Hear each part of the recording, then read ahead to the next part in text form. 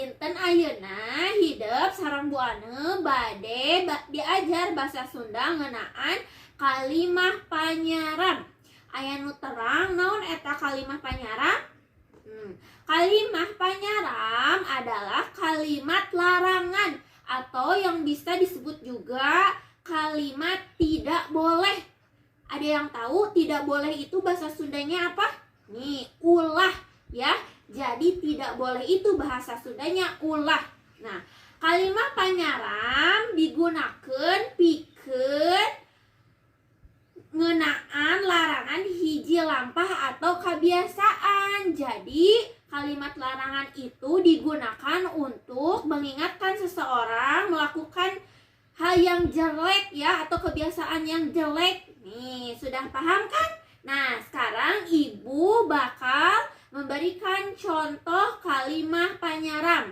Ibu bade masihan kahidep contoh kalimah panyaram. Nu kahiji nyaeta ulah miceun runtah di mana wae, yang artinya jangan membuang sampah di mana saja. Ya, contoh kedua, entong nonton TV deukeut teuing, yang artinya jangan menonton televisi terlalu dekat. Yang ketiga, entong barang dahar bari nangtung teu sopan. Apa artinya? Ada yang tahu? Artinya adalah jangan makan sambil berdiri, tidak sopan.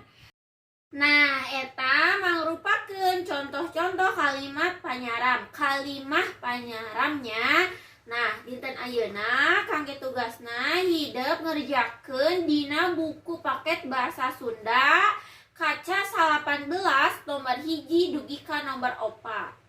Aa sareng Teteh nulis kalimah panyaram sesuai sareng gambarna. Hapunten bilih seueur kalepatan. Billahi taufik wal hidayah.